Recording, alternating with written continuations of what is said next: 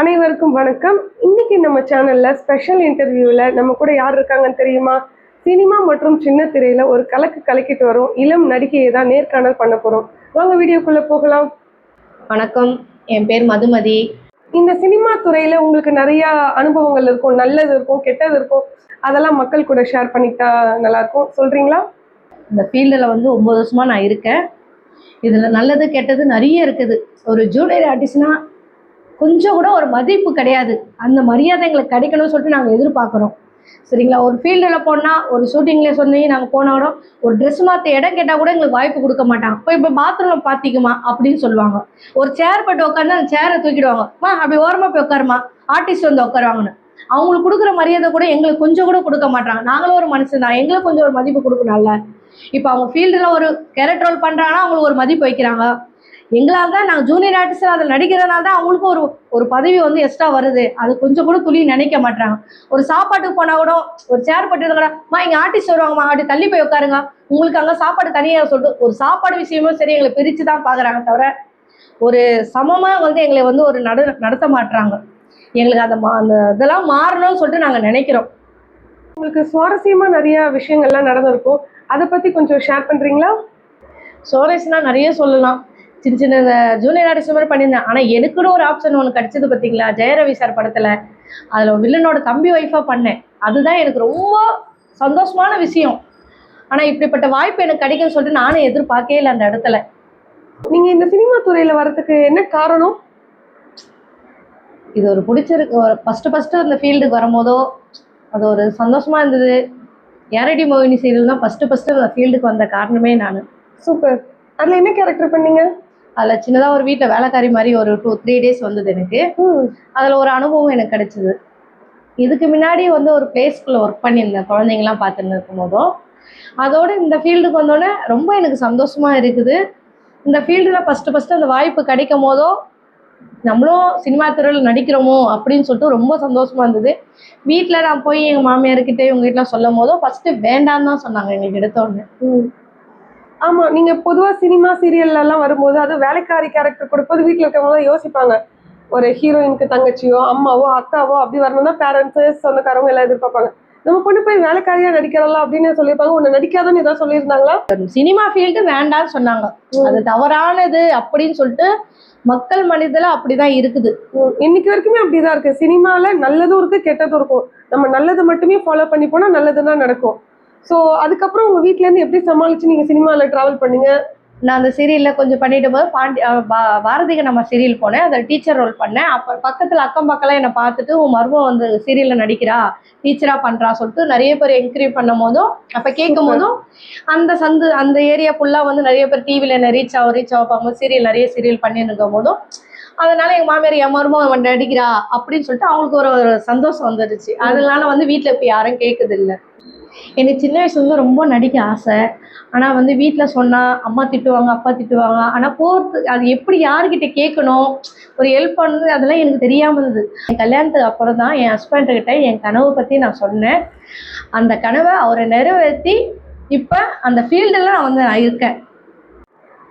பொதுவாக ஒரு ஆஃபீஸ்க்குன்னு போனீங்கன்னா 9 to 6 டைமிங் இருக்கும். ஸோ உங்கள் ஷூட்டிங் ஃபீல்டில் என்ன டைமிங் அவங்க மெயின்டைன் பண்ணுறாங்கன்னு சொல்கிறீங்களா? எங்களோட டைமிங் 6 to 6 மேம். அதனால வீட்டிலேருந்து 4 மணிக்கெலாம் எழுந்து அங்கே போய் 5:45 போய் நாங்கள் ஆஜராடுவோம். யாரோ ஒரு வார்த்தை நம்மளை சொல்லக்கூடாதுன்னு. ஆனால் முடிகிற டைம் அந்த டைமு முடிய மாட்டோம். 6 மணினா 6 மணிக்கு முடிக்க மாட்டாங்க. 9 ஆகலாம், 12 ஆகலாம், 2 ஆகலாம். டைமிங்கே கணக்கு இல்லை மேம் எங்களுக்கு. எப்போ நாங்கள் வீட்டுக்கு வருவோம், எப்போ வீட்டில் போய் ஷூட்டிங் முடிச்சுட்டு தூங்குவோம், கணக்கே இல்லை எங்களுக்கு. இதே வேண்டாம் சொன்னாங்க. ஆனால் எனக்கு முழுக்க சப்போர்ட்டுன்னு பார்த்தா என் ஹஸ்பண்ட் மட்டும் தான். நீ போ, நீ நடி, நான் நம்பிக்கை உங்க கூட துணையாக இருக்கேன் சொல்லிட்டு அவர் தான் எனக்கு ரொம்ப எனக்கு ஃபுல் சப்போர்ட். அவர் தான் எனக்கு ஷூட்டிங் கூட்டின்னு போகிறது சரி, அங்கே முடிஞ்சால் வீட்டுக்கு கூட்டின்னு வர்றதும் சரி. அங்கே எதனா ஒரு பிரச்சனை, சின்ன பிரச்சனை இருந்தாலும் அவருக்கு தான் நான் கால் பண்ணி சொல்லுவேன், எனக்கு இந்த மாதிரி பிரச்சனை ஆயிடுச்சுன்னு. அந்த பிரச்சனை சால்வ் பண்ணுற மாதிரி எனக்கு ஒரு ஐடியா சொல்லுவார். அந்த ஐடியா படியே கரெக்டாக அந்த பிரச்சனை எனக்கு சால்வ் ஆகிடும். எனக்கு அவர் ரொம்ப சப்போர்ட் பண்ணுறாரு. மூவிலாம் பண்ணிட்டு இருக்கீங்க, அதில் இருக்க ஆர்டிஸ்ட்லாம் உங்க கூட எவ்வளோ ஃப்ரெண்ட்லியாக பேசுவாங்க? எல்லாம் ஜாலியாக பேசுவாங்க. அவங்க கூட நாங்கள் ரீல்ஸ்லாம் எடுத்திருக்கோம். ஓ சூப்பர். அதுமாரி ஒரு ஃப்ரெண்டாக பழகுவாங்க எல்லாம். பொதுவாக ஆர்டிஸ்ட்னாலே ரீல்ஸ் பண்ணி போடுறது தான் ஷூட்டிங்கோட பிடிஎஸ்ன்னு போடுவாங்க. அப்படி இருக்கும்போது உங்க கூட சேர்ந்து ரீல்ஸ்லாம் பண்ணிருக்காங்க. சில பேர் ஆர்டிஸ்ட் பண்ணியிருக்காங்க. ஃப்ரீயாக இருக்கும்போது அவங்களுக்கு சீன் இல்லாதப்ப எங்ககிட்ட வந்து பேசின்னு ஜாலியாக ஒரு ரீல்ஸ் போடுவோம், எல்லாம் பண்ணுவோம். Super super. இதெல்லாம் ஒரு பெரிய கொடுமை என்னன்னு தெரியுமா? ஒரு துணி மாற்ற ரூமு கொடுக்க மாட்டானுங்க. கேட்டா அங்கே போய் பாத்ரூம்ல மாத்து, இல்லை அந்த கபோர்டு பின்னாடி மாத்துன்னு சொல்லுவாங்க. இதோ ஹீரோயின்லாம் கேரன் கொடுப்பாங்க துணி மாத்தத்துக்கு. அதில் போய் கேட்டா இங்கெல்லாம் மாற்றக்கூடாதுமா, போ அது ஓரமாக போய் மாற்ற சொல்லுவாங்க. போய் பாத்ரூம்ல மாத்தினா பாத்ரூம் ஃபுல்லாக நாஸ்தியாக இருக்கும். அதில் எப்படி மேம் நாங்கள் மாற்ற முடியும்? அப்போதான் மாற்றலான்னு உள்ளே போவோம். எவனா வந்து டொக்கு டொக்குன்னு கது தட்டுவானுங்க. என்னதான் பண்ணுறது சொல்லிட்டு மாற்றி நாங்கள் வெளியே போயிட்டீங்கன்னா காஸ்டியூமர் கிட்ட கேட்டால் ஏன்னா ட்ரெஸ் இப்படி இருக்குது, இவ்வளோ அழுக்காகுது காலர்லாம் கேட்டால், மா ஷெட்யூல் முடி வரைக்கும் துவைக்க மாட்டோம், இப்படி தான் இருக்கோம்மா, போடுமான்னு சொல்லுவானுங்க. அதை போட்டால் கையெல்லாம் நம்பிக்கும். என்ன பண்ணுறதே எங்களுக்கு தெரியாது. எங்ககிட்ட கொடுங்க, நாங்கன்னா துவைச்சி வாஷ் பண்ணி எடுத்துகிட்டு வர சொன்னாலும் கொடுக்க மாட்டானுங்க.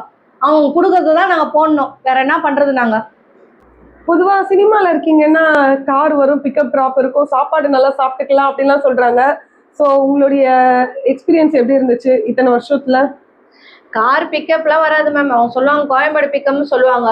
காலைல 6 மணிக்கு கூட்டு போனால் நைட்டு 11 மணிக்கு கொண்டு வந்து விட்டா நாங்கள் எத்தனை மணிக்கு நாங்கள் வீட்டுக்கு போக முடியும்?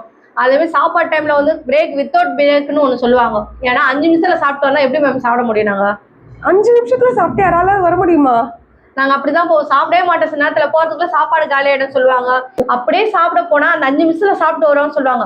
ஆனால் அங்கே போய் கொஞ்சமா இது ஆர்டிஸ்ட் சாப்பிட இடம், நீங்கள் இங்கெல்லாம் வரக்கூடாது, ஜூனியர் ஆர்டிஸ்ட் சாப்பிட அங்கே இருக்கு சொல்லிட்டு அங்கே தேத்துவாங்க. கூப்பிட்ற டைமில் நாங்கள் போய் நிற்கலாம், அவ்வளோ கேள்வி, அவ்வளோ திட்டுவாங்க எங்களை. அந்த திட்டத்துக்கு நாங்கள் சாப்பாடே வேண்டாடா எப்பா நீ போய் நிற்கிறோம் சொல்லிட்டு கை கட்டி நாங்கள் நிற்போம்.